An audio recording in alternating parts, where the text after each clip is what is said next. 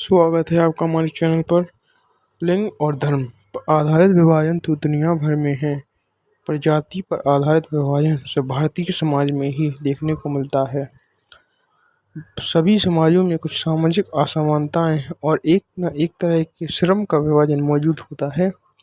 अधिकतर समाजों में पेशा परिवार की एक पीढ़ी से दूसरी पीढ़ी में जाता है, लेकिन जाति व्यवस्था इसका एक अतिवाद है और स्थायी रूप है। अन्य समाज में मौजूद असमानताएं से यह एक खास अर्थ से भिन्न है।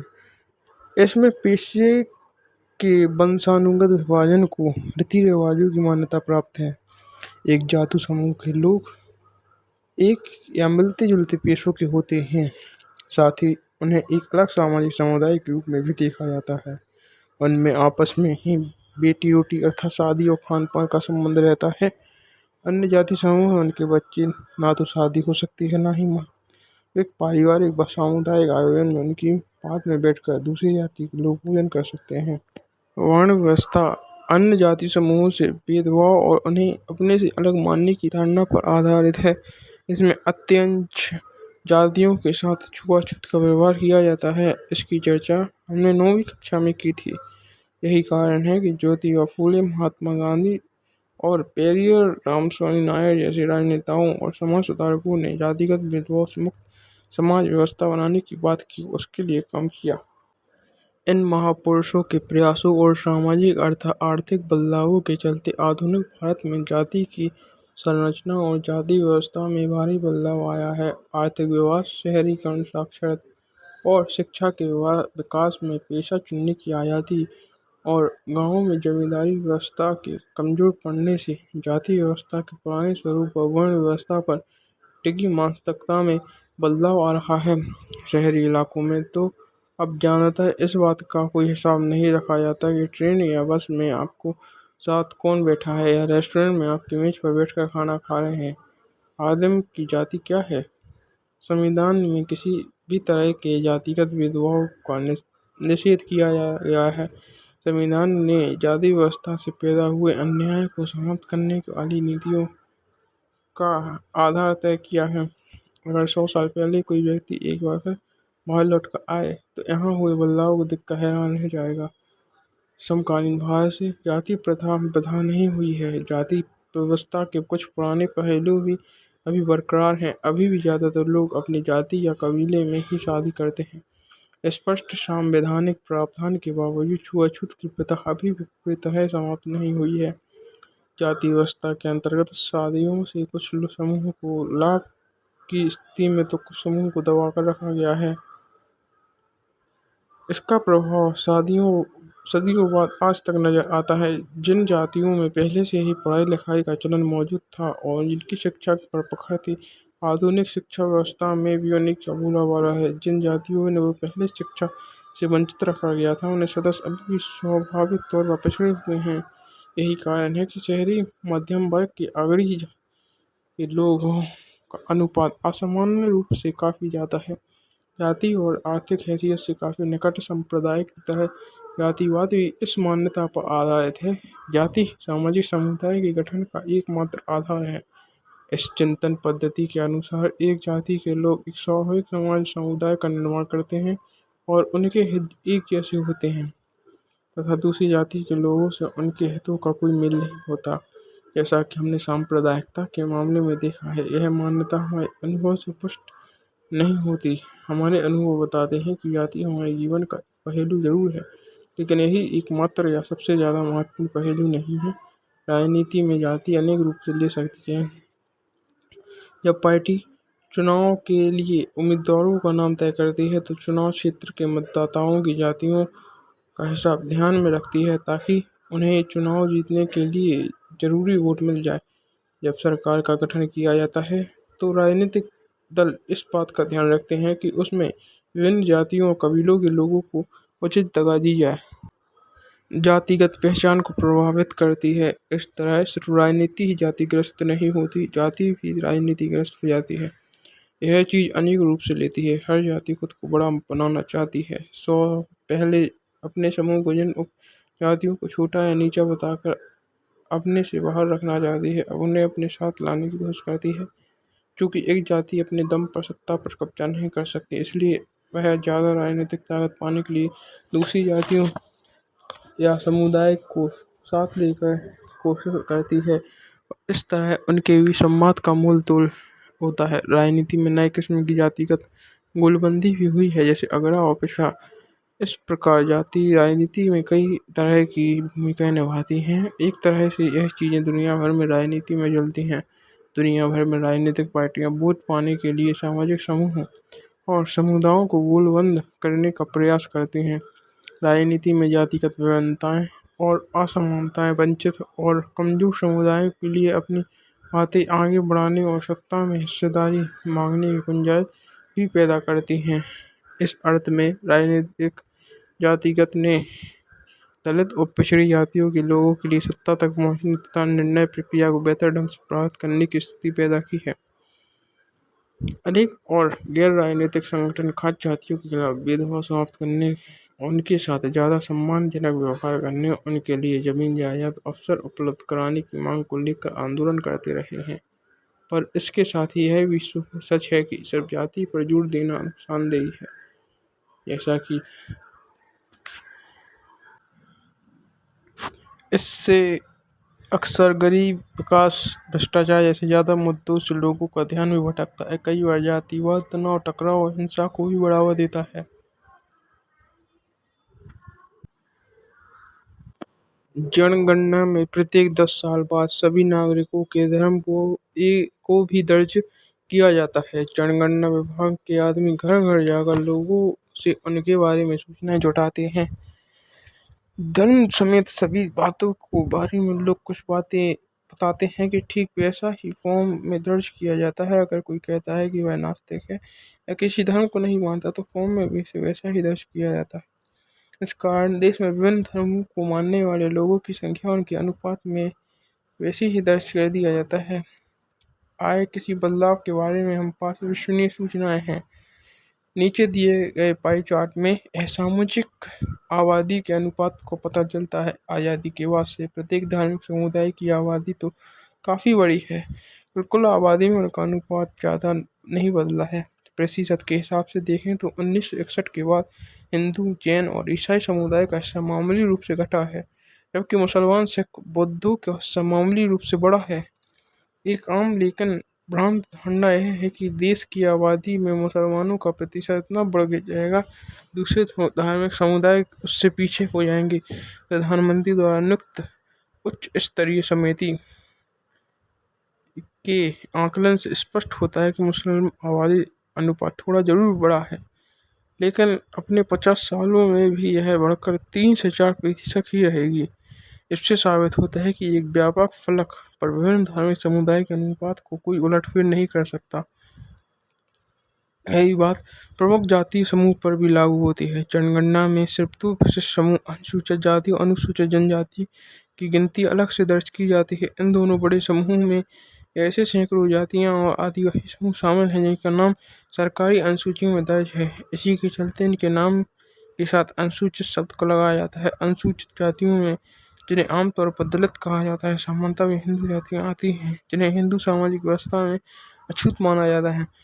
इन जातियों के साथ भेदभाव किया जाता है और उन्हें तिरस्कार करके दृष्टि से देखा जाता है। अनुसूचित जनजाति में, जिन्हें आमतौर पर आदिवासी कहा जाता है, वे समुदाय में शामिल हैं जो अमूमन पहाड़ी और जंगली इलाकों में रहते हैं और जिनका बाकी समाज से ज़्यादा मिलजुल नहीं था। 2011 में देश की आबादी में अनुसूचित जातियों का हिस्सा 16.6% और अनुसूचित जाति का 8.6% था। जनगणना में अभी तक अन्य पिछड़ी जातियों की गिनती नहीं की जाती है। उनका चर्चा इस बात को लेकर कोई स्पष्ट अनुमान नहीं है कि राष्ट्रीय नमूना सर्वेक्षण 2004-05 का अनुमान है कि इनको आबादी का करीब 41% है। इस प्रकार मुल्क की आबादी में अनुसूचित जाति का हिस्सा लगभग 2/3, हिंदू की आबादी का लगभग 3/3। राजनीतिक पार्टियां और उम्मीदवार समर्थन हासिल करने के लिए जातिगत भावनाओं को उकसाते हैं। कुछ दलों के कुछ जातियों के मददगार और प्रतिनिधि रूप में देखा जाता है। सार्वभौमिक वैश्विक मत अधिकार को एक व्यक्ति एक वोट की व्यवस्था ने राजनीतिक दलों को विवश किया कि राजनीति समर्थन पाने और लोगों को गोलबंद करने के लिए सक्रिय हों। इससे उन जातियों के लोगों में नई चेतना पैदा हुई जिन्हें अभी तक छोटा या नीचा माना जाता था। राजनीति में जाति पर जोर देने के कारण कई बार यह धारणा बन सकती है कि चुनाव जातियों का खेला है, कुछ और नहीं। यह बात सच नहीं है। जरा इन चीज़ों पर गौर कीजिए। देश के किसी भी संसदीय चुनाव क्षेत्र में एक जाति के लोगों का बहुमत नहीं है। इसलिए हर पार्टी व उम्मीदवार को चुनाव जिताने के लिए एक जाति या एक समुदाय से ज़्यादा लोगों का भरोसा हासिल करना पड़ता है। कोई भी पार्टी किसी एक जाति या समुदाय के सभी लोगों को वोट हासिल नहीं कर सकती। जब लोग किसी विशेष को किसी एक पार्टी का वोट बैंक कहते हैं तो इसका मतलब यह होता है कि जाति के ज़्यादातर लोग उसी पार्टी का वोट देते हैं। अगर किसी चुनाव क्षेत्र में एक जाति के लोगों का प्रभुत्व माना जाता है तो अनेक पार्टियों को उसी जाति का उम्मीदवार खड़ा करने से कोई नहीं रोक सकता। ऐसे में कुछ मतदाताओं के सामने उनकी जाति के एक ही से ज़्यादा उम्मीदवार होते हैं, उसी जाति के मतदाताओं के सामने उनकी जाति का एक भी उम्मीदवार नहीं होता। हमारे देश में सत्तारूढ़ दल वर्तमान सांसदों और विधायकों को अक्सर हार का सामना करना पड़ता है। जातियों और समुदाय में राजनीतिक पसंद एक ही होती हुए तो संभव नहीं हो पाता। स्पष्ट है कि चुनाव में जाति की भूमिका महत्वपूर्ण होती है, किंतु दूसरे कारक भी इतने असरदार होते हैं। मतदाता अपनी जातियों से जितना जुड़ाव रखते हैं, अक्सर उससे ज़्यादा गहरा जुड़ाव राजनीतिक दलों से भी रखते हैं। एक जाति या समुदाय के भीतर भी अमीर और गरीब लोगों के हित अलग अलग होते हैं। एक ही समुदाय के अमीर और गरीब लोग अक्सर अलग अलग पार्टी को वोट देते हैं। सरकार के कामकाज के बारे में लोगों की राय और नेताओं से लोकप्रियता का चुनाव में अक्सर निर्णायक असर होती है। अभी तक हमने इसी चीज़ पर गौर किया कि राजनीति में जाति की क्या भूमिका है। इसका यह मतलब नहीं कि जाति और राजनीति के बीच एक तरफा संबंध होता है। आर्थिक असमानता का एक महत्वपूर्ण आधार जाति भी है, क्योंकि इससे विभिन्न संसाधनों तक लोगों की पहुंच से निर्धारित होती है। उदाहरण के लिए, पहले अछूत कही जाने वाली जातियों के लोगों को जमीन रखने का अधिकार नहीं था, जबकि कथित द्विज जातियों को ही शिक्षा पाने का अधिकार था। आज जाति पर आधारित इन किस्म की औपचारिक और प्रकट असमानताओं तो गैरकानूनी हो गई हैं, पर सदियों से जिस व्यवस्था ने कुछ समूह को लाभ या घाटे की स्थिति में बनाए रखा है, उसका संचित असर अभी भी महसूस किया जा सकता है। इतना ही नहीं, इस बीच नई तरह की असमानताएं भी उभरी हैं। निश्चित रूप से जाति को आर्थिक हैसियत की पुरानी स्थिति में काफ़ी बदलाव आया है। आज ऊंची या नीची किसी भी जाति में बहुत अमीर और बहुत गरीब लोगों को देखा जा सकता है। 20 या 30 वर्ष पहले तक ऐसा नहीं था।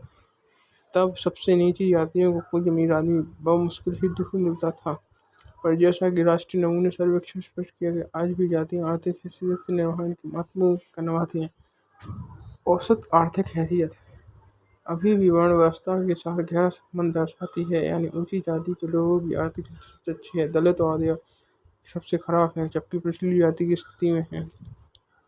हर जाति में गरीब लोग हैं, पर भारी दरिद्रता तो ज़्यादा बड़ी संख्या सबसे निचली जातियों के लोगों की है। ऊंची जातियों में गरीबी का प्रतिशत सबसे कम है। इस मामले में भी पिछड़ी जातियों के लोग बीच में स्थिति में हैं। आज सभी जातियों में अमीर लोग हैं, पर यहाँ भी ऊंची जाति वाले लोगों का अनुपात बहुत ज़्यादा है और निचली जातियों का बहुत कम है। जैसे अनुसूचित जातियों का प्रतिशत 45.8% है, अनुसूचित जनजाति का 35.9, अन्य पिछड़ी जातियाँ 27, मुस्लिम 26, हिंदू 11, ईसाई 9, ऊंची जाति के 0, अन्य अगाड़ी जातियाँ 16.56।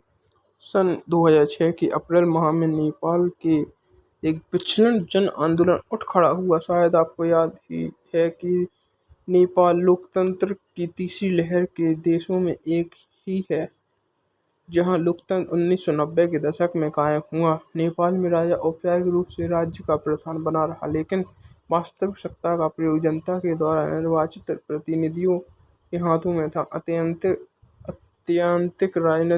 राजतंत्र से संवैधानिक राजतंत्र के इस संक्रमण को राजा वीरेंद्र सिंह ने स्वीकार कर लिया था, लेकिन शाही खानदान के एक रहस्यमय कत्लेआम में राजा वीरेंद्र सिंह की हत्या हो गई। नेपाल के नए राजा ज्ञानेंद्र सिंह लोकतांत्रिक शासन को स्वीकार करने के लिए तैयार नहीं थे। लोकतांत्रिक रूप से निर्वाचित सरकार को लोकप्रियता और कमजोर का उन्होंने फायदा उठाया। सन 2005 की फरवरी में राजा ज्ञानेंद्र सिंह ने तत्काल प्रधानमंत्री पर आपदस्थ करके जनता द्वारा निर्वाचित सरकार को भंग कर दिया। 2006 की अप्रैल में जो आंदोलन उठ खड़ा हुआ, उसका लक्ष्य शासन की बागडोर राजा के हाथ से लेकर दोबारा जनता के हाथों में सौंपना था। संसद में सभी बड़ी राजनीतिक पार्टियां 7 पार्टी अलायंस बनाया और नेपाल की राजधानी काठमांडू में 4 दिन के बंद का आह्वान हुआ। इस प्रतिरोध ने जल्दी अनियतकालीन बंद का रूप ले लिया और इससे माओवादी, बागी तथा अन्य संगठन भी साथ हुए, लेकिन कर्फ्यू तोड़कर सड़कों पर उतर आए। तकरीबन 1 लाख लोग रोजाना एकजुट होकर लोकतंत्र की बहाल की मांग कर रहे थे और लोगों की इतनी बड़ी तादाद में आगे सुरक्षा बलों का एक न चल सकी। 21 अप्रैल के दिन आंदोलनकारियों की संख्या 3 से 5 लाख पहुंच गई और आंदोलनकारियों ने राजा को अल्टीमेटम दे दिया। राजा ने आधी अधूरी मन से कुछ रियासत देने की घोषणा की, जिसे आंदोलन के नेताओं ने स्वीकार नहीं किया। नेता अपनी मांगों पर अड़िग रहे। संसद को बहाल किया जाए, सर्वदलीय सरकार बने तथा एक नई संविधान सभा का गठन हो। 24 अप्रैल 2006 अल्टीमेटम का अंतिम दिन था। इस दिन राजा तीनों मांगों को मानने के लिए बाध्य हुए। एसपीए ने गिरिराज प्रसाद कोइराला को अंतिम सरकार का प्रधानमंत्री चुना। संसद फिर बहाल हुई और इसने अपनी बैठक में कानून पारित किए। इन कानून के सहारे राजा की अधिकांश शक्तियां वापस ले ली गईं। नई संविधान सभा के निर्वाचन के तौर तरीके में एसपीए और माओवादियों के बीच सहमति बनी। 2008 में राजतंत्र को खत्म किया और नेपाल में संघीय लोकतंत्र गणराज्य बन गया। 2015 में एक नए संविधान को अपनाया गया। नेपाल के लोगों का यह संघर्ष पूरे विश्व में लोकतांत्रिक प्रेमियों के लिए प्रेरणा का स्रोत है। नेपाल अथवा पोलैंड की कथाएं लोकतंत्र की स्थापना अथवा उसके पुनरुद्धार की बातें बताती हैं, लेकिन जनसंघर्ष की भूमिका लोकतंत्र की स्थापना के साथ खत्म नहीं हो जाती। बोलिविया के लोगों ने पानी के निजीकरण के खिलाफ एक सफल संघर्ष चलाया। इससे पता चलता है कि लोकतंत्र की जीवंतता से जनसंघर्ष का अंदरूनी रिश्ता है। बोलिविया लातिनी अमेरिका का एक गरीब देश है। विश्व बैंक ने यहाँ की सरकार पर नगरपालिका द्वारा की जा रही जल पूर्ति से अपना नियंत्रण छोड़ने के लिए दबाव डाला। सरकार ने कोचबंबा शहर में जल पूर्ति के अधिकार एक बहुराष्ट्रीय कंपनी को बेच दिए। इस कंपनी ने आनन फानन में पानी की कीमत को 4 गुना इजाफा कर दिया। अनेक लोगों का पानी का मासिक बिल 1000 रुपये तक जाने लगा, जबकि बोलिविया में लोगों की औसत आमदनी 5000 रुपये महीना है। इसके फलस्वरूप स्वस्फूर्ति जनसंघर्ष का भड़क उठी। सन 2000 की जनवरी में श्रमिकों, मानवाधिकारों कार्यकर्ताओं तथा सामुदायिक नेताओं के बीच एक गठन के साथ आकर ग्रहण किया कि इस गठबंधन ने सरकार की 4 दिनों की आम हड़ताल की। सरकार से बातचीत के लिए राजी हुई और हड़ताल वापस ले ली गई। फिर भी कुछ हाथ नहीं लगा। फरवरी में फिर आंदोलन शुरू हुआ, लेकिन इस बार पुलिस ने बर्बरतापूर्वक दमन किया। अप्रैल में एक और हड़ताल हुई। सरकार ने मार्शल लॉ लगा दिया, लेकिन जनता की ताकत के आगे बहुराष्ट्रीय कंपनी के अधिकारियों को शहर छोड़कर भागना पड़ा। सरकार को आंदोलनकारियों की सारी मांगें माननी पड़ी और बहुराष्ट्रीय कंपनी के साथ किया गया करार रद्द कर दिया गया और जलापूर्ति द्वारा नगरपालिका सबको पुरानी दरें कायम कर दी गई। इस आंदोलन को बोलिविया के जल युद्ध के नाम से जाना जाता है। इन दो कथाओं का संदर्भ बड़ा अलग अलग है। नेताओं में चले आंदोलन का लक्ष्य लोकतंत्र को स्थापित करना था, जबकि बोलिविया के जनसंघर्ष में एक निर्वाचित और लोकतांत्रिक सरकार को जनता की मांग मानने के लिए बाध्य किया गया। बोलिविया के जनसंघर्ष सरकारी की एक विशेष नीति के खिलाफ था, जबकि नेपाल में चले आंदोलन ने यह तय किया कि देश की राजनीति की नींव क्या होगी। यह दोनों ही संघर्ष सफल रहे, लेकिन इनके प्रभाव स्तर अलग अलग थे। इन अंतरों के बावजूद दोनों ही कथाओं में कुछ ऐसी बातें हैं जो लोकतंत्र अतीत और भविष्य के लिए प्रासंगिक हैं। यह दो कथाएं राजनीतिक संघर्ष का उदाहरण हैं। दोनों ही घटनाओं में जनता बड़े पैमाने पर लामबंद हुई। जन समर्थन की सामाजिक अभिव्यक्ति ने विवाद को उसके परिणाम तक पहुंचाए। इसके साथ साथ हम यह भी देखते हैं कि दोनों ही घटनाओं में राजनीतिक संगठनों की भूमिका निर्णायक रही। अगर आपको पहले याद है हो तो आपने पहचान जाओगे पूरे विश्व में लोकतंत्र का विकास ऐसे ही हुआ है। इस तरह हमने दो उदाहरणों को सामान्य निष्कर्ष निकाले। लोकतंत्र का जन संघर्ष के जरिए विकास होता है। यह भी संभव है कि कुछ महत्वपूर्ण फैसले आम सहमति से हो जाएं और ऐसा फैसलों के पीछे किसी तरह का संघर्ष ना हो, फिर भी इसके बाद ही कहा जाएगा। लोकतंत्र का निर्णायक घड़ी अमूमन वही होती है जब सत्ताधारियों और सत्ता में हिस्सेदारी चाहने वालों के बीच संघर्ष होता है। ऐसी घड़ी तब आती है जब कोई देश लोकतंत्र की ओर कदम बढ़ा रहा हो, उस देश में लोकतंत्र का विस्तार हो रहा हो अथवा वह लोकतंत्र की जड़ें मजबूत होने की प्रक्रिया हो।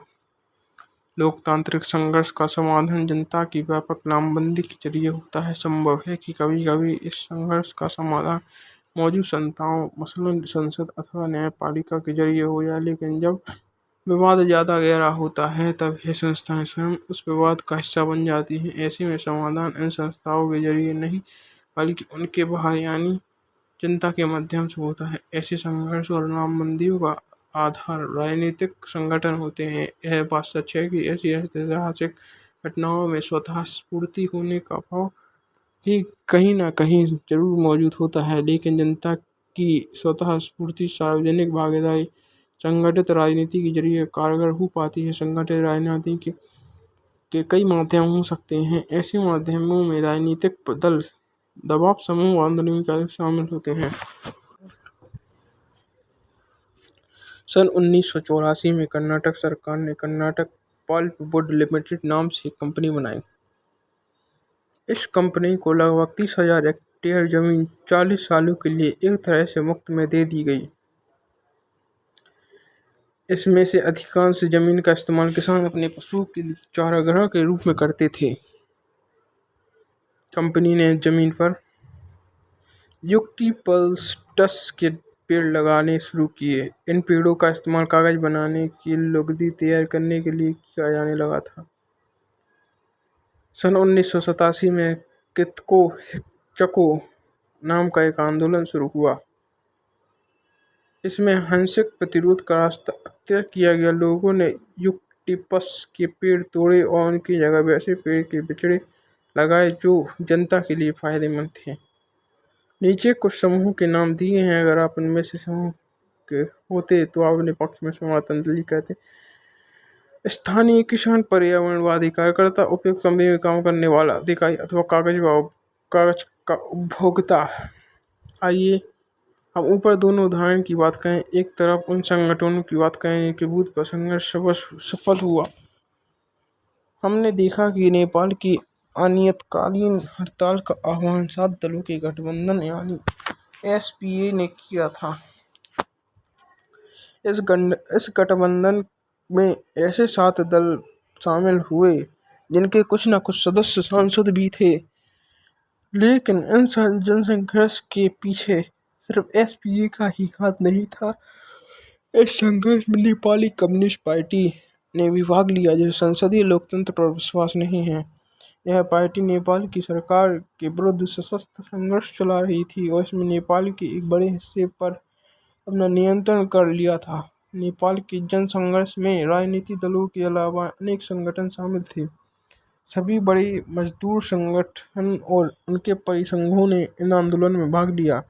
अन्य अनेक संगठनों मसलन मूलवासी लोगों के संगठन तथा शिक्षक, वकील और मानवाधिकार कार्यकर्ताओं के समूह ने इस आंदोलन को अपना समर्थन दिया। पानी के निजीकरण के खिलाफ बेल्वियो में जो आंदोलन चला उसकी अगुवाई किसी राजनीतिक पार्टी ने नहीं की। इस आंदोलन का नेतृत्व फेडिकोर नामक संगठन ने किया। इस संगठन में इंजीनियर और पर्यावरणवादी समेत स्थानीय कामकाजी लोग शामिल थे। इस संगठन को सिंचाई पर निर्भर किसानों के एक संघ, कारखानों में मजदूरों के संगठन के परिसंघ, कोचबंबा विश्वविद्यालय के छात्रों तथा शहर में बढ़ती बेघर बाल बच्चों की आबादी का समर्थन मिला।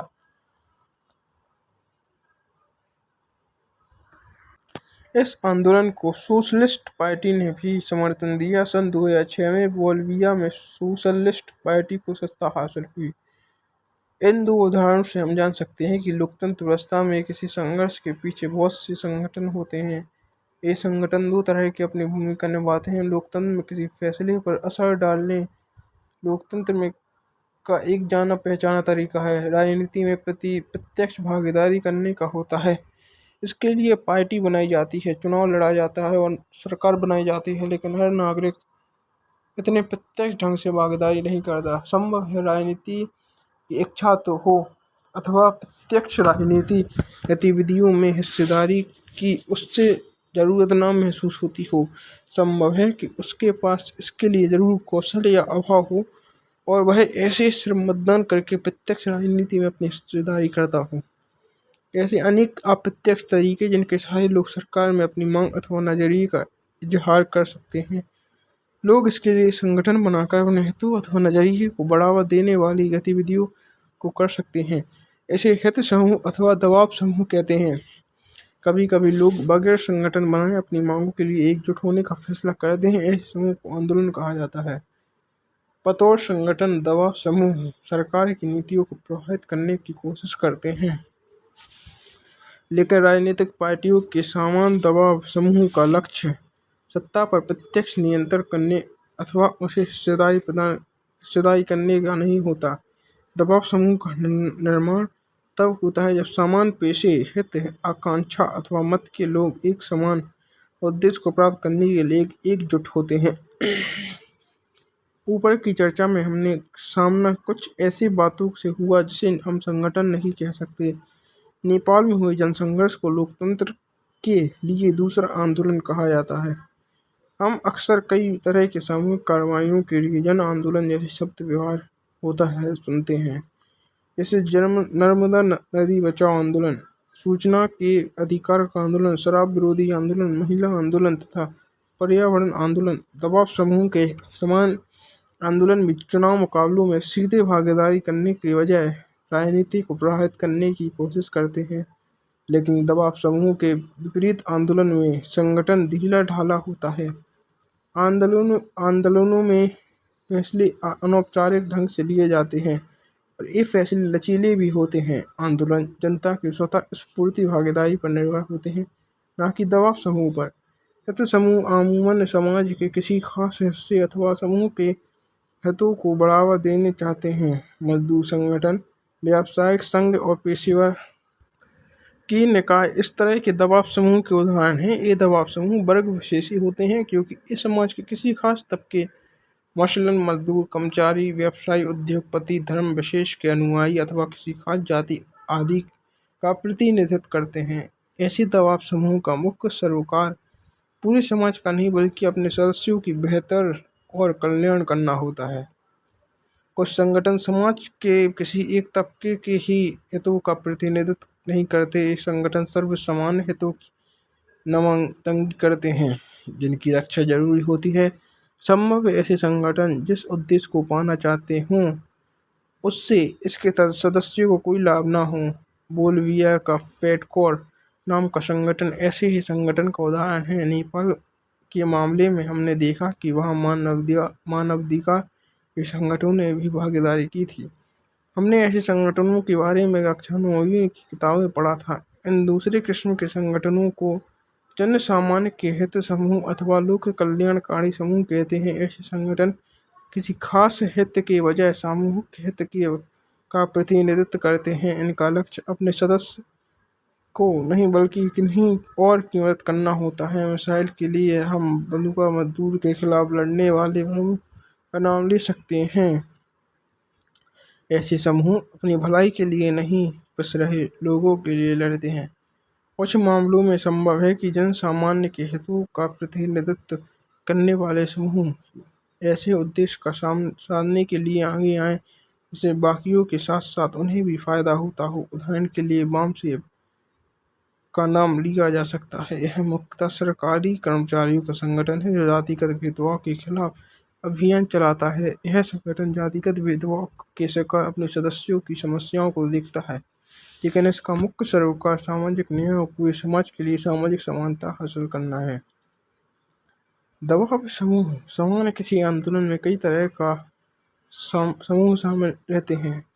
ऊपर कुछ उदाहरण दिए जिससे इनकी एक साधारण विशेषता का संकेत मिलता है। अधिकतर आंदोलन किसी खास मुद्दे पर केंद्रित होते हैं। ऐसे आंदोलन एक सीमित समय सीमा के भीतर किसी एक लक्ष्य को पाना चाहते हैं। कुछ आंदोलन ज़्यादा सार्वभौमिक प्रकृति के होते हैं और एक व्यापक लक्ष्य को बहुत बड़ी समयावधि में हासिल करना चाहते हैं।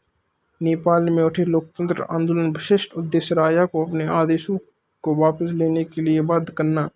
इन आदेशों के द्वारा राजाओं ने लोकतंत्र को समाप्त कर दिया था। भारत में नर्मदा बचाओ आंदोलन ऐसे आंदोलन का अच्छा उदाहरण है। नर्मदा नदी पर बनाए जा रहे सरदार सरोवर बांध के कारण लोग विस्थापित हुए।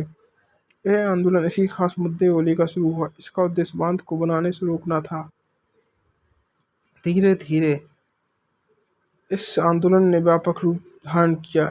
इसने सभी बड़े बांधों और विकास के उस मॉडल पर सवाल उठाए जिसमें बड़े बांधों को अनिवार्य साबित किया जाता है।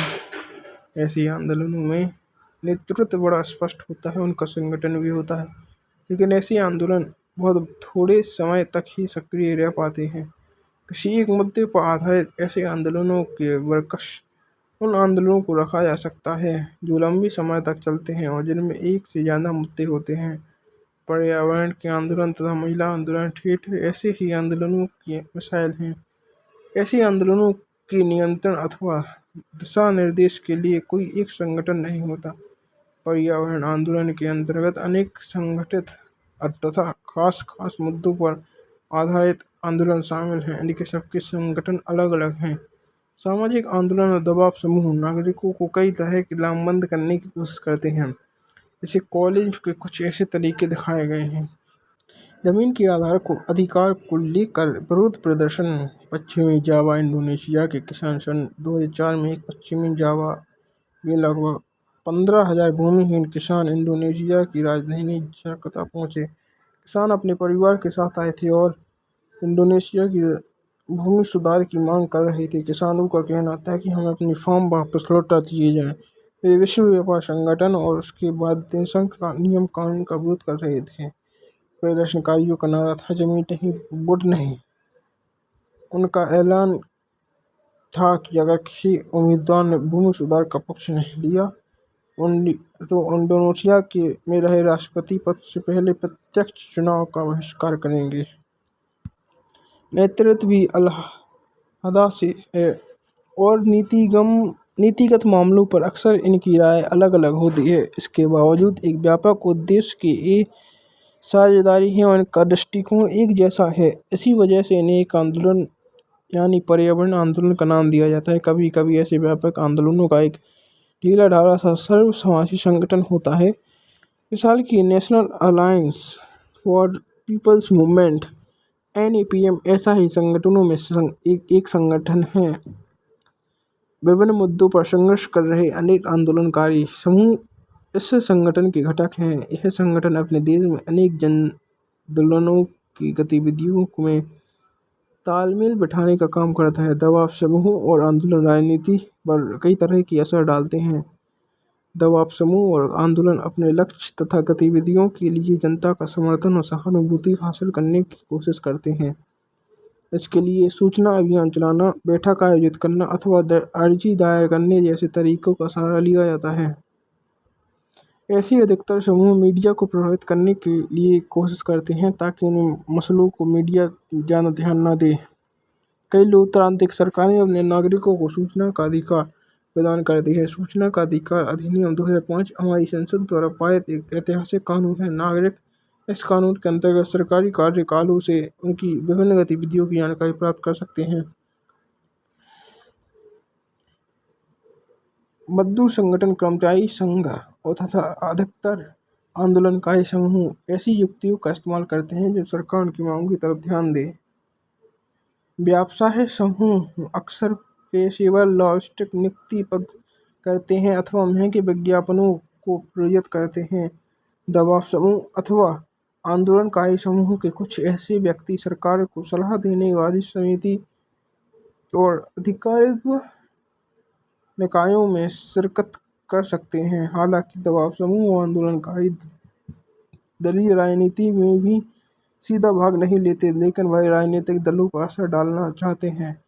अधिकतर आंदोलन किसी राजनीतिक दलों से संबंध नहीं लेते, लेकिन उनका एक राजनीतिक पक्ष होता है। आंदोलनों की राजनीतिक विचारधारा होती है और बड़े मुद्दों पर उनका राजनीतिक पक्ष होता है। राजनीतिक दल और दबाव समूह के बीच का रिश्ता कई रूप से धारण कर सकते हैं, जिसमें कुछ प्रत्यक्ष होते हैं और कुछ अप्रत्यक्ष। कुछ मामलों में दबाव समूह राजनीतिक दलों द्वारा ही बनाए गए हैं अथवा उनका नेतृत्व राजनीतिक दल के नेता करते हैं। कुछ दबाव समूह राजनीतिक दल की एक शाखा के रूप में काम करते हैं। उदाहरण के लिए भारत के अधिकार मजदूर संगठन और छात्र संगठन या तो बड़े राजनीतिक दलों द्वारा बनाए जाते हैं अथवा उनकी संबद्धता राजनीतिक दलों से हो है। ऐसे दबाव समूहों के अधिकतर नेता अमूमन किसी न किसी राजनीतिक दल के कार्यकर्ता और नेता होते हैं।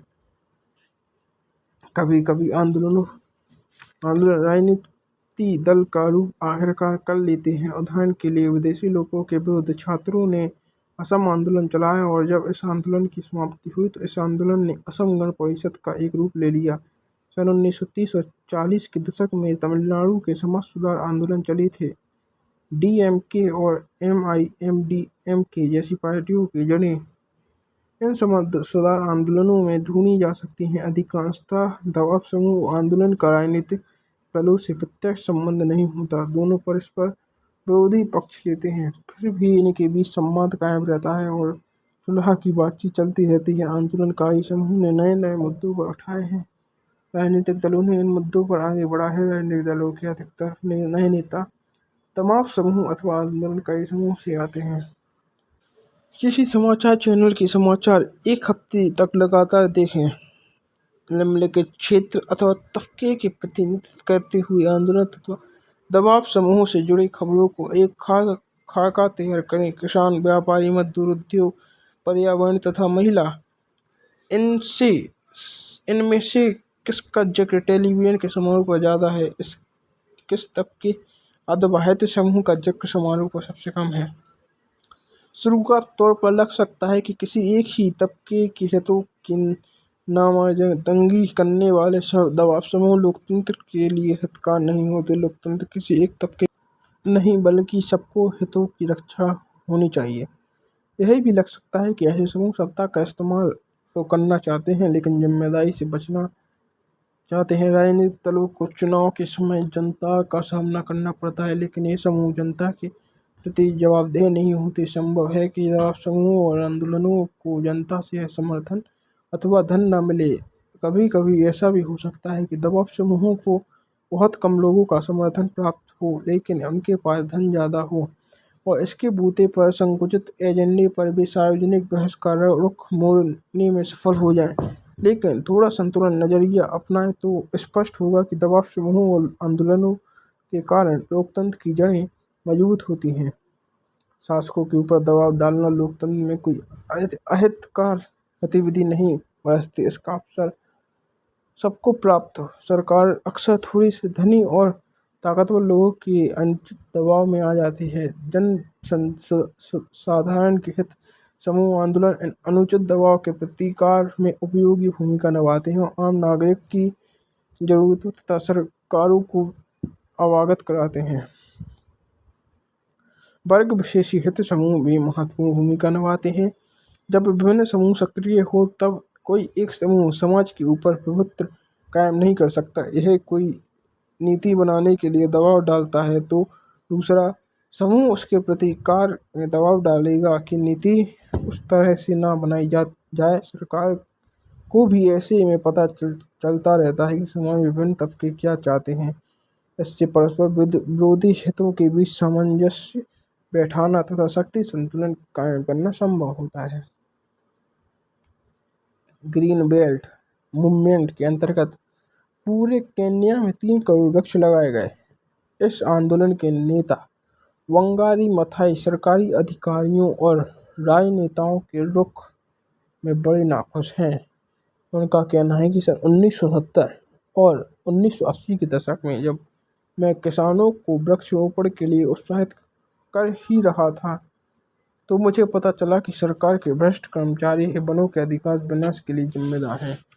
इन लोगों ने अपने चहेती डेवलपर्स को जमीन के भ्रष्ट कर्मचारी ही और वृक्ष अवैध रूप से बेच रहे थे।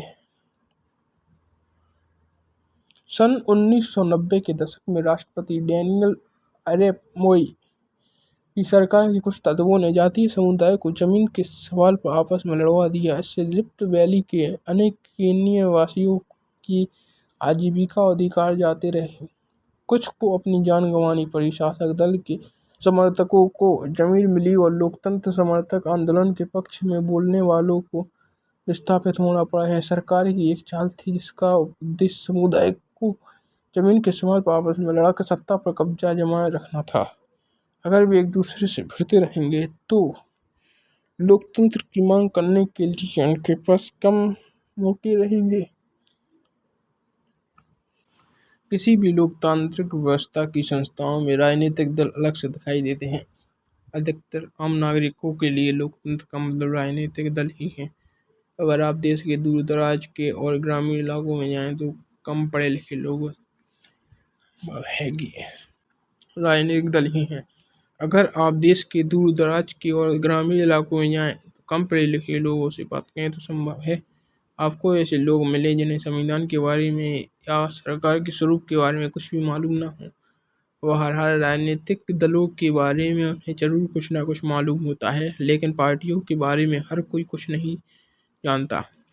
तो इसका मतलब यह नहीं कि कुछ पार्टियां बहुत लोकप्रिय हैं। अधिकतर लोग आमतौर पर दलों के बारे में खराब राय रखते हैं। अपनी लोकतंत्र तांत्रिक व्यवस्था और राजनीतिक जीवन में हर बुराई के लिए भी दलों को ही जिम्मेवार मानते हैं। सामाजिक और राजनीतिक विभाजनों के भी दलों को ही दोषी माना जाता है। ऐसे में यह सवाल स्वाभाविक रूप से उठता है, क्या हमने सचमुच राजनीतिक दलों की जरूरत है? करीब 100 साल पहले दुनिया में बस कुछ ही देशों में वह भी गिनती के राजनीतिक दल थे।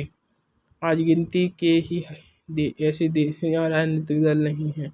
दुनिया भर के लोकतांत्रिक देशों में राजनीतिक दल इतने सर्वव्यापी क्यों हो गए हैं? सबसे पहले इस सवाल का जवाब दें कि राजनीतिक दल क्या हैं, वे क्या करते हैं। उनकी जरूरत पर चर्चा के बाद ही आगे बढ़े। चुनाव आयोग ने चुनाव के समय दीवार लेखन पर रोक लगा दी। अधिकांश दलों का कहना है कि यह चुनाव प्रचार का सबसे सस्ता तरीका है। चुनाव के समय दीवालों का नज़ारा देखने लायक होता है। तमिलनाडु की दीवार का लेखन कुछ उदाहरण दिए गए हैं।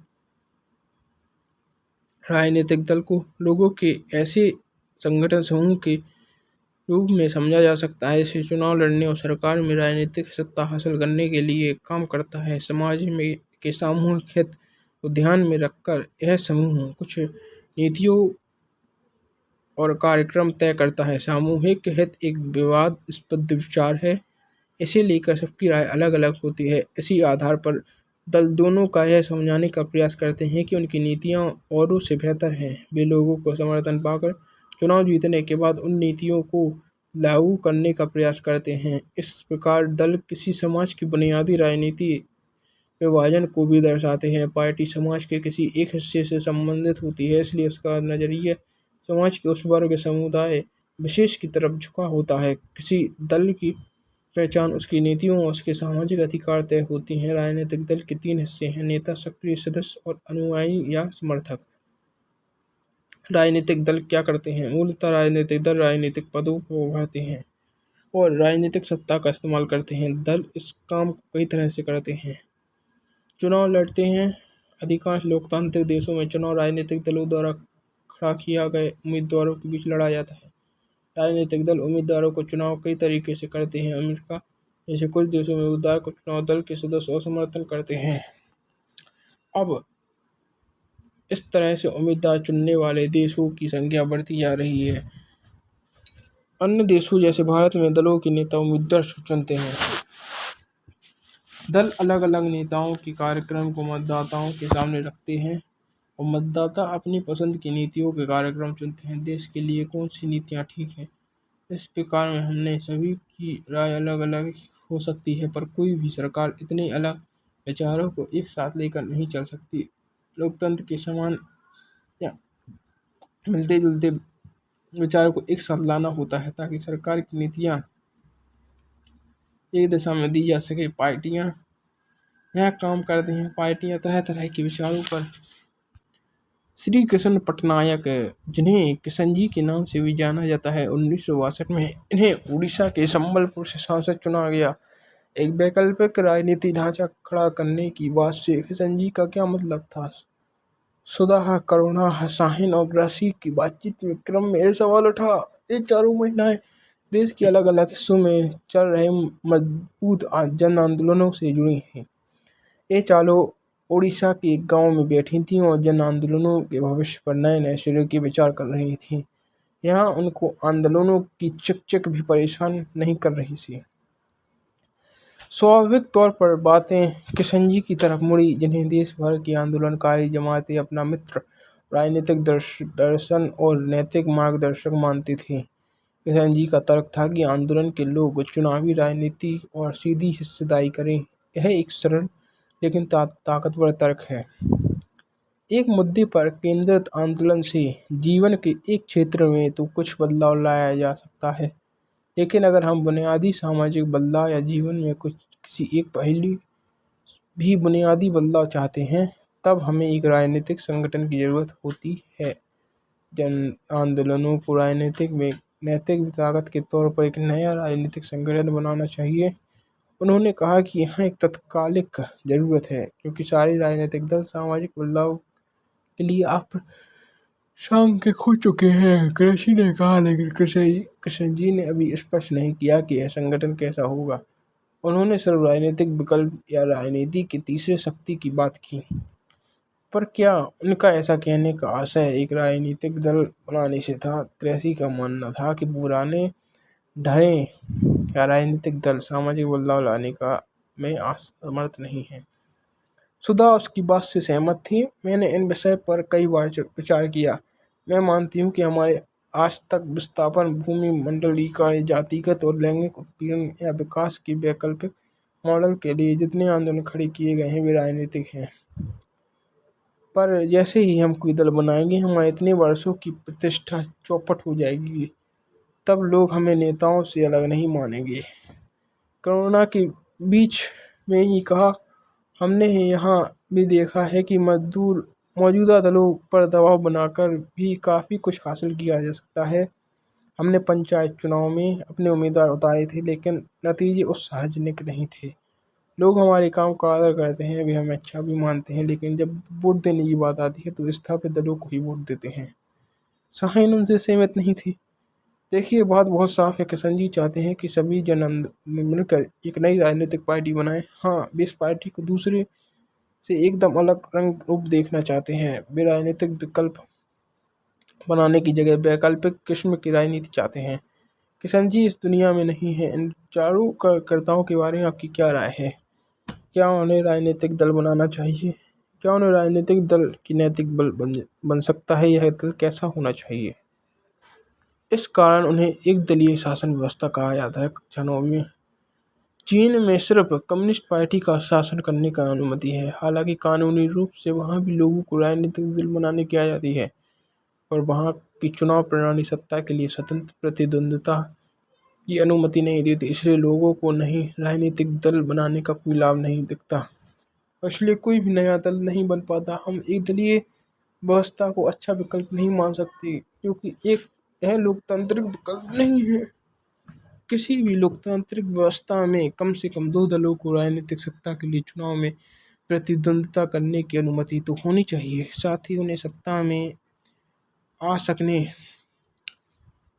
की अनुमति होनी चाहिए।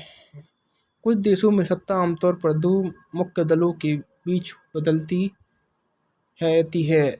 वहाँ अनेक दूसरी पार्टियां हो सकती हैं, वे भी चुनाव लड़कर कुछ सीटें जीत सकती हैं, पर दो ही दल बहुमत पाने और सरकार बनाने में प्रबल दावेदार हों। अमेरिका और ब्रिटेन में ऐसी ही दो दल व्यवस्था है। जब अनेक दल सत्ता के लिए होड़ में हों, तो दो दल से ज़्यादा के लिए अपने दम पर या दूसरों से गठबंधन करके सत्ता में आने का ठीक ठाक अवसर हो, तो इसे बहुदलीय व्यवस्था कहते हैं। भारत में भी ऐसे ही बहुदलीय व्यवस्था है। ऐसी अवस्था को कई दल गठबंधन बना के भी सरकार बना सकते हैं। जब किसी बहुदलीय व्यवस्था में अनेक पार्टियां चुनाव लड़ने और सत्ता में आने के आपस में हाथ मिला लेती हैं तो गठबंधन या मोर्चा कहा जाता है। जैसे 2004 में संसदीय चुनाव में भारत ऐसे 3 प्रमुख गठबंधन थे: राष्ट्रीय जनतांत्रिक गठबंधन, संयुक्त प्रगतिशील गठबंधन और वाम मोर्चा। अक्सर बहुदलीय व्यवस्था बहुत घालमेल वाली लगती है और देश की राजनीति अस्थिरता की तरफ ले जाती है। इसके साथ ही इस प्रणाली और विचारों की राजनीतिक प्रतिनिधित्व मिल जाता है। इनमें से कौन सी प्रणाली बेहतर है, अक्सर पूछने जाने वाले इस सवाल का संभवतः सबसे अच्छा सवाल नहीं है। दलीय व्यवस्था का चुनाव करना किसी मुल्क के हाथ में नहीं होता। यह एक लंबे दौर के कामकाज के बाद खुद विकसित होती है और इसमें समाज के प्रकृति, इसके राजनीतिक विभाजन, राजनीति का ऐतिहासिक और इसकी चुनाव प्रणाली सभी चीज़ों को अपनी भूमिका निभाती है। बहुत जल्दी बदला नहीं जा सकता। हर देश अपनी विशेष परिस्थितियों के अनुरूप दलीय व्यवस्था विकसित करता है। जैसे अगर भारतीयों में बहुदलीय व्यवस्था है तो उसका कारण यह है कि 2-3 पार्टियां इतने बड़े मुल्क की सारी सामाजिक और भौगोलिक विविधताओं में सिमट पाने के अक्षम है। हर मुल्क हर स्थिति में एक ही आदर्श प्रणाली चले यह संभव नहीं। दलीय व्यवस्था के बारे में हमने जो जाना उसे भारत के विभिन्न राज्यों पर लागू करे हैं। यहाँ राज्य स्तर पर मौजूद 3 तरह की दलीय व्यवस्थाएं दी गई हैं। क्या आप इन श्रेणियों के लिए कम से कम 2 राज्यों के नाम बता सकते हैं? 2 दलीय व्यवस्था, 2 गठबंधनों वाली बहुदलीय व्यवस्था। बहुदलीय व्यवस्था अक्सर कहा जाता है कि राजनीतिक दल संकट से गुजर रहे हैं क्योंकि जनता उन्हें समान की नज़र से नहीं देखती। उपलब्ध प्रमाण बताते हैं कि आंशिक रूप से सही है। बड़े नमूनों पर आधारित कई दशकों तक चले सर्वेक्षण के तथ्य बताते हैं कि दक्षिण एशिया की जनता राजनीतिक दलों पर बहुत भरोसा नहीं करती। जो लोग दलों पर एकदम बहुत भरोसा नहीं कि पक्ष में बोले, उनका अनुपात कुछ भरोसा या पूरा भरोसा बताने में काफ़ी ज़्यादा था। यही बात ज़्यादातर लोकतंत्रों पर लागू होती है। पूरी दुनिया में राजनीतिक दल ही एक ऐसी संस्था है जिस पर लोग सबसे कम भरोसा करते हैं। बाहर हर राजनीतिक दल के कामकाज में लोगों की भागीदारी का स्तर काफ़ी ऊंचा है। खुद को किसी राजनीतिक दल के सदस्य बताने वाले भारतीयों का अनुपात कनाडा, जापान, स्पेन और दक्षिण कोरिया जैसे विकसित देशों से भी ज़्यादा है। पिछले 3 दशकों में दौरान भारत में राजनीतिक दलों की सदस्यता का अनुपात धीरे धीरे बढ़ता गया है। खुद को किसी राजनीतिक दल का करीबी बताने वाले का अनुपात की अवधि थोड़े से उतार चढ़ाव के बावजूद भारत में लोगों का दलगत जुड़ाव में बढ़ोतरी होती है। अपने किसी पार्टी से जुड़कर देखने वाले लोगों की संख्या, विभिन्न दलों के सदस्य संख्या दक्षिणी एशिया में से विशेष अपेक्षा कही जाती है। खुद को किसी दल से बताने की संख्या 27% कनाडावासी मानते हैं कि लिबरल्स सत्ता में होना चाहिए, जबकि 35% कनाडावासी मानते हैं कि कंजरवेटिव्स को सत्ता में होना, जबकि 98% कनाडावासी मानते हैं कि सभी राजनीतिकों को एक बहुत बड़े कार की डिग्गी में बंद करके नियाग्रा जलप्रपात से फेंक देना चाहिए। विशेष संघीय व्यवस्था वाले लोकतंत्रों में 2 तरह के राजनीतिक दल हैं। संघीय में से एक सिर्फ इकाई में अस्तित्व रखने वाले दल, अनेक या संघ की सभी इकाइयों में अस्तित्व रखने वाले दल। भारत में भी यह स्थिति है कि कई पार्टियां पूरे देश में फैली हुई हैं और उन्हें राष्ट्रीय पार्टी कहा जाता है। इन दलों की विभिन्न राज्यों में इकाइयां हैं, पर कुल मिलाकर देखें तो सारी इकाइयां राष्ट्रीय स्तर पर तय होती हैं, कार्यक्रमों और रणनीतियों को ही मानती हैं।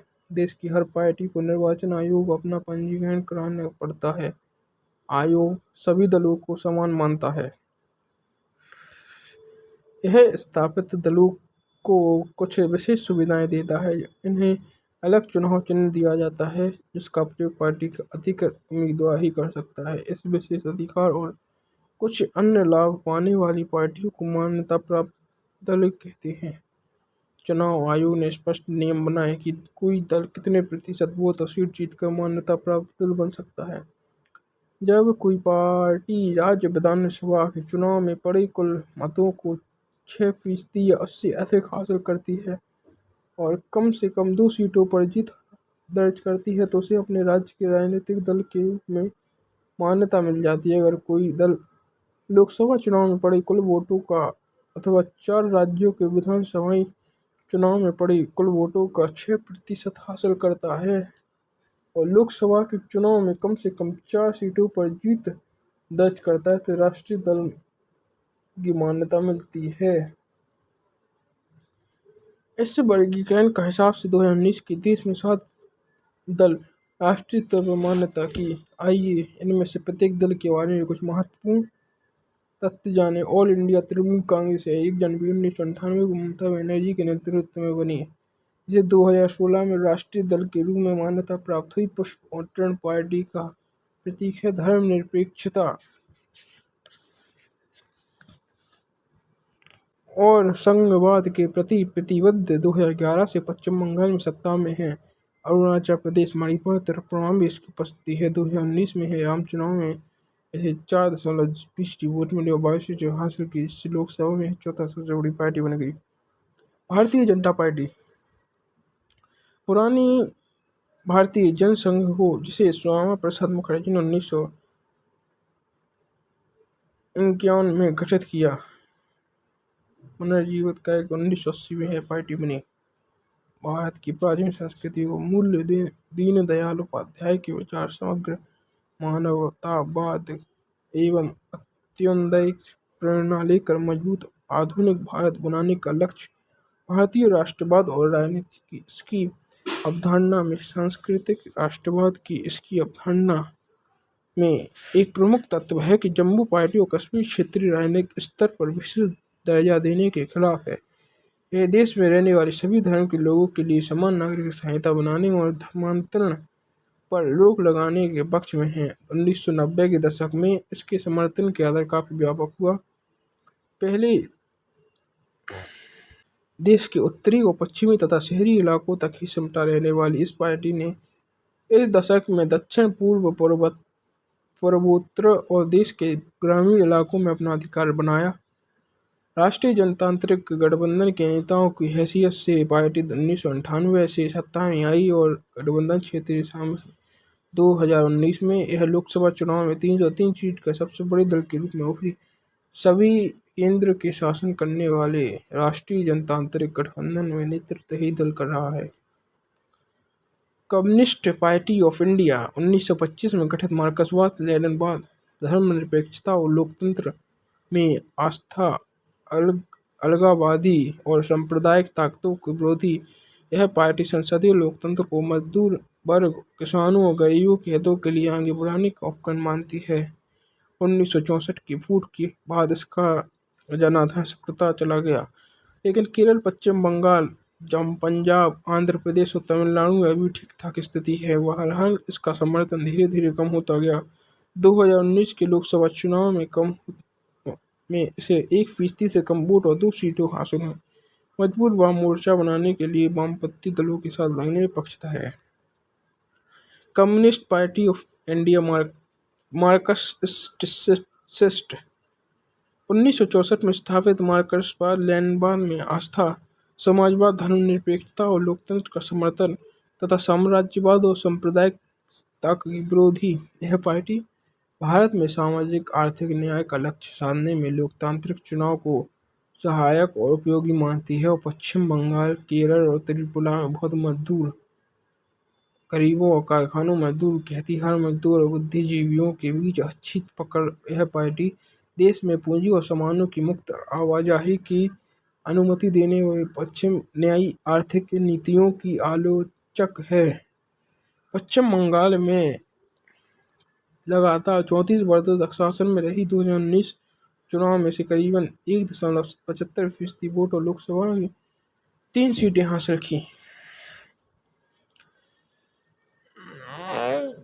इंडियन नेशनल कांग्रेस, इसे आमतौर पर कांग्रेस पार्टी कहा जाता है। यह दुनिया के सबसे पुराने दलों में से एक है। 1885 में गठित इस दल में कई बार विभाजन हुए। आज़ादी के बाद राष्ट्रीय और क्षेत्रीय स्तर पर एक दशकों तक इसे प्रमुख भूमिका निभाई। जवाहरलाल नेहरू की अगुवाई में इस दल ने भारत को एक आधुनिक धर्मनिरपेक्ष लोकतांत्रिक गणराज्य बनाने का प्रयास किया। 1971 तक लगातार और फिर 1980 से 1988 तक इसने देश पर शासन किया। 1988 के बाद से इस दल के जन्म समर्थन में कमी आई, पर अभी पूरे देश में समाज में सभी वर्गों अपना आधार बनाए हुए हैं। अपने वैचारिक रुझान में मध्यम वर्गीय इस दल में धर्मनिरपेक्षता और कमजोर वर्गों और अल्पसंख्यक समुदाय के हितों में अपना मुख्य एजेंडा बनाया है। यह दल नई आर्थिक नीतियों का समर्थन है, पर इस बात को लेकर भी सचेत है कि लोग पूरी इन नीतियों से गरीब और कमजोर वर्गों को बड़ा असर न पड़े। 2004 से 2014 तक संयुक्त प्रगतिशील गठबंधन सरकार का नेतृत्व 2014 से और 2019 के लोकसभा चुनाव में यह पार्टी पराजित हुई और 19 के लोकसभा चुनाव में इसने 19% वोट तथा 92 सीटें मिली। नेशनल कम्युनिस्ट कांग्रेस पार्टी में विभाजन के बाद 1999 में यह पार्टी बनी। लोकतंत्र, गांधीवादी, निरपेक्षता, समता, सामाजिक न्याय और संघवाद आस्था। यह पार्टी सरकार के प्रमुख पदों को सिर्फ भारत में जन्मे नागरिकों के लिए आरक्षित करना चाहती है। महाराष्ट्र के प्रमुख ताकत होने के साथ मेघालय, मणिपुर, असम में भी ताकतवर है। कांग्रेस के साथ महाराष्ट्र सरकार में भी भागीदारी है। 2004 में संयुक्त प्रगतिशील गठबंधन में शायद 2019 के लोकसभा चुनाव में इसने 1.4% तथा 5 सीटें प्राप्त की।